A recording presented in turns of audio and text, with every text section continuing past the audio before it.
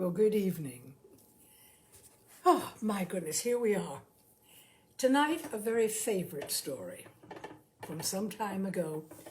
The copyright on it is 1939 by James Thurber, and the story is The Secret Life of Walter Mitty.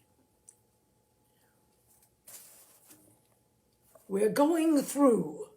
The commander's voice was like thin ice breaking. He wore his full-dress uniform with the heavily braided white cap pulled down rakishly over one cold gray eye. "We can't make it, sir. It's spoiling for a hurricane, if you ask me." "I'm not asking you, Lieutenant Berg," said the commander. "Throw on the power lights. Rev her up to 8,500. We're going through." The pounding of the cylinders increased. The pocketa, pocketa, pocketa, pocketa, pocketa. The commander stared at the ice forming on the pilot window. He walked over and twisted a row of complicated dials. "Switch on number 8 auxiliary," he shouted. "Switch on number 8 auxiliary," repeated Lieutenant Berg. "Full strength in number 3 turret," shouted the commander. "Full strength in number 3 turret." The crew, bending to their various tasks, in the huge, hurtling, 8-engine Navy hydroplane, looked at each other and grinned. "The old man'll get us through," they said to one another. "The old man ain't afraid of hell." "Not so fast. You're driving too fast," said Mrs. Mitty. "What are you driving so fast for?" Said Walter Mitty. He looked at his wife in the seat beside him with shocked astonishment. She seemed grossly unfamiliar, like a strange woman who had yelled at him in a crowd. "You were up to 55, she said. "You know I don't like to go more than 40. You were up to 55. Walter Mitty drove on toward Westbury in silence. The roaring of the SN-202 through the worst storm in 20 years of Navy flying, fading in the remote, intimate airways of his mind. "You're tensed up again," said Mrs. Mitty. "It's one of your days. I wish you'd let Dr. Renshaw look you over." Walter Mitty stopped the car in front of the building where his wife went to have her hair done. "Remember to get those overshoes while I'm having my hair done," she said. "I don't need overshoes," said Mitty. She put her mirror back into her bag. "We've been all through that," she said, getting out of the car. "You're not a young man any longer." He raced the engine a little. "Why don't you wear your gloves? Have you lost your gloves?" Walter Mitty reached in a pocket and brought out the gloves. He put them on. But after she had turned and gone into the building, and he had driven on to a red light, he took them off again. "Pick it up, brother," snapped a cop as the light changed, and Mitty hastily pulled on his gloves and lurched ahead. He drove around the streets aimlessly for a time, and then he drove past the hospital on his way to the parking lot. "It's the millionaire banker, Wellington Macmillan," said the pretty nurse. "Yes," said Walter Mitty, removing his gloves slowly. "Who has the case?" "Dr. Renshaw and Dr. Brenbow. But there are 2 specialists here, Dr. Remington from New York and a Dr. Pritchard Mitford from London. He flew over." A door opened down a long, cool corridor, and Dr. Renshaw came out.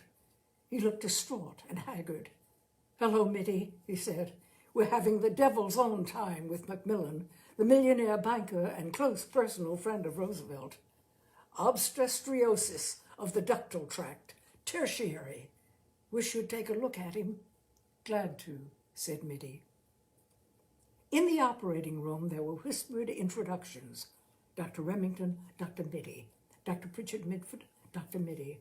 "I've read your book on streptothrombosis," said Pritchard Mitford, shaking hands. "A brilliant performance, sir." "Thank you," said Walter Mitty. "Didn't know you were in the States, Mitty," grumbled Remington. Coles to Newcastle, bringing Mitford and me up here for a tertiary." "You are very kind," said Mitty. A huge, complicated machine connected to the operating table with many tubes and wires began at this moment to go puckata, puckata, puckata.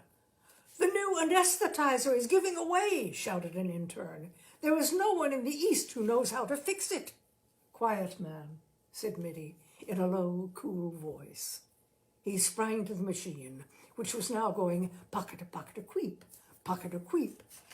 He began fingering delicately a row of glistening dials. "Give me a fountain pen," he snapped. Someone handed him a fountain pen. He pulled a faulty piston out of the machine and inserted the pen in its place. "That will hold for 10 minutes," he said. "Get on with the operation." A nurse hurried over and whispered to Renshaw, and Mitty saw the man turn pale. "Coreopsis has set in," said Renshaw nervously. "If you would take over, Mitty." Mitty looked at him and at the craven figure of Benbow, who drank, and at the grave, uncertain faces of the two great specialists. "If you wish," he said. They slipped a white gown on him. He adjusted a mask and drew on thin gloves. Nurses handed him shining, "Back it up, Mac! Look out for that Buick!" Walter Mitty jammed on the brakes. "Wrong lane, Mac," said the parking lot attendant, looking at Mitty closely. "Gee, yeah," muttered Mitty. He began cautiously to back out of the lane marked "Exit Only."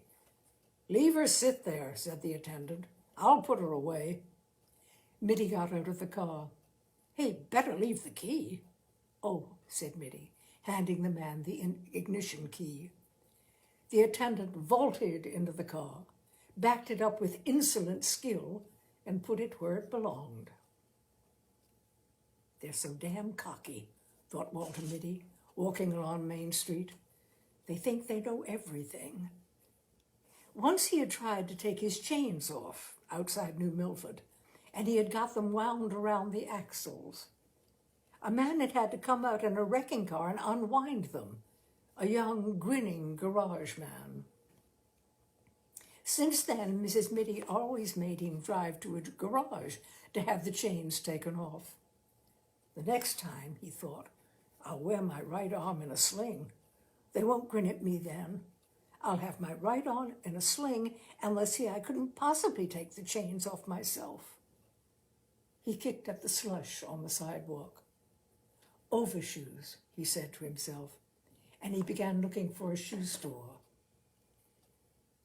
When he came out into the street again, with the overshoes and a box under his arm, Walter Mitty began to wonder what the other thing was his wife had told him to get. She had told him twice before they set out from their house for Waterbury. In a way, he hated these weekly trips to town. He was always getting something wrong. Kleenex, he thought. Squibs? Razor blades? No. Toothpaste, toothbrush, bicarbonate, carborundum, initiative and referendum. He gave it up. But she would remember it. "Where's the what's-its-name?" she would ask. "Don't tell me you forgot the what's-its-name." A newsboy went by shouting something about the Waterbury trial. "Perhaps this will refresh your memory."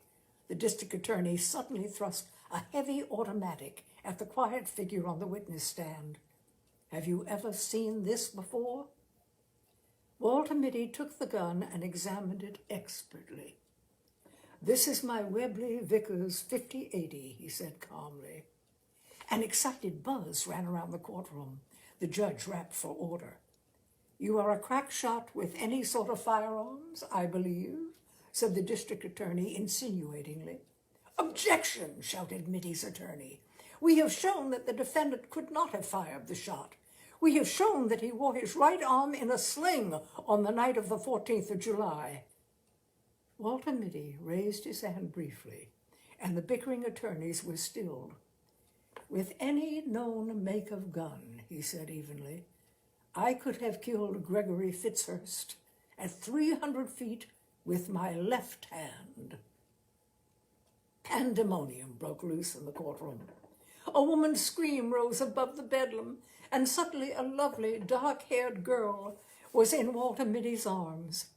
The district attorney struck at her savagely. Without rising from his chair, Mitty let the man have it on the point of the chin. "You miserable cur." "Puppy biscuit," said Walter Mitty. He stopped walking, and the buildings of Waterbury rose up out of the misty courtroom and surrounded him again.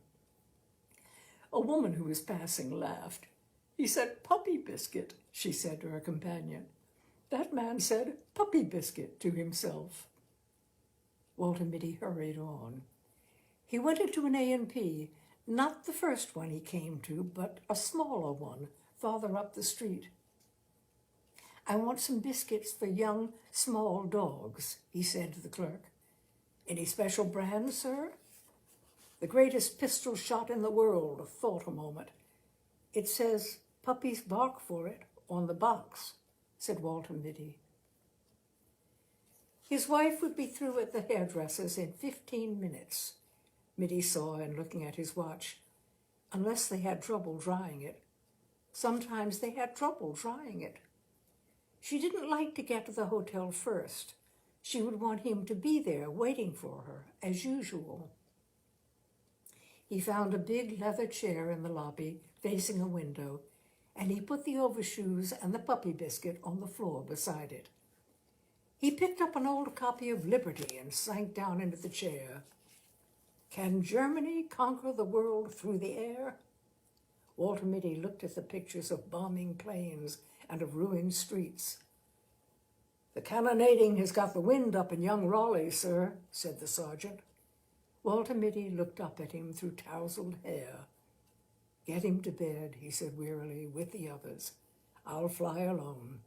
"But you can't, sir," said the sergeant anxiously. "It takes 2 men to handle that bomber, and the Archies are panning the hell out of the air. Von Richten's circus is between here and Solier." "Somebody's got to get that ammunition dump," said Mitty. "I'm going over." "Spot of brandy?" He poured a drink for the sergeant and one for himself. War thundered and whined around the dugout and battered at the door. There was a rending of wood, and splinters flew through the room.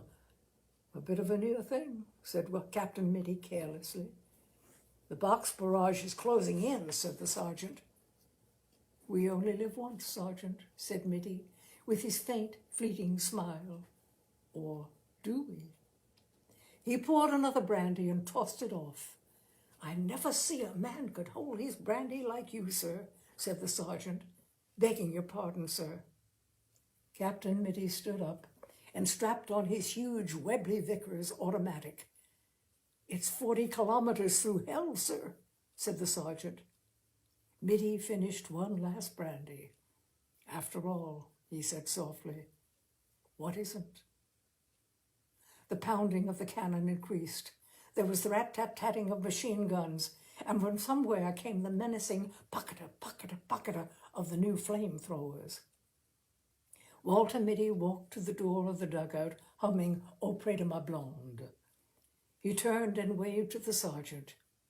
"Cheerio," he said. Something struck his shoulder. "I've been looking all over this hotel for you," said Mrs. Mitty. "Why do you have to hide in this old chair? How do you expect me to find you?" "Things close in," said Walter Mitty vaguely. "What?" Mrs. Mitty said. "Did you get the what's-its-name, the puppy biscuit? What's in that box?" "Overshoes," said Mitty. "Couldn't you have put them on in the store?" "I was thinking," said Walter Mitty. "Does it ever occur to you that I am sometimes thinking?" She looked at him. "I'm going to take your temperature when I get you home," she said. They went out through the revolving doors that made a faintly derisive whistling sound when you pushed them. It was 2 blocks to the parking lot. At the drugstore on the corner, she said, "Wait here for me. I forgot something. I won't be a minute." She was more than a minute. Walter Mitty lighted a cigarette. It began to rain, rain with sleet in it. He stood up against the wall of the drugstore, smoking. He put his shoulders back and his heels together. "To hell with the handkerchief," said Walter Mitty scornfully. He took one last drag on his cigarette and snapped it away. Then, with that faint, fleeting smile playing about his lips, he faced the firing squad, erect and motionless, proud and disdainful. Walter Mitty, the undefeated, inscrutable to the last. And that is James Thurber's The Secret Life of Walter Mitty. And to me, it's one of the classic stories, and I hope you've enjoyed it. All right, my dears, that is Tales and Cocktails for this Wednesday. I will hope to see you next Wednesday at 6 o'clock when I'll have another short story for you. Thank you for joining me. Bye for now.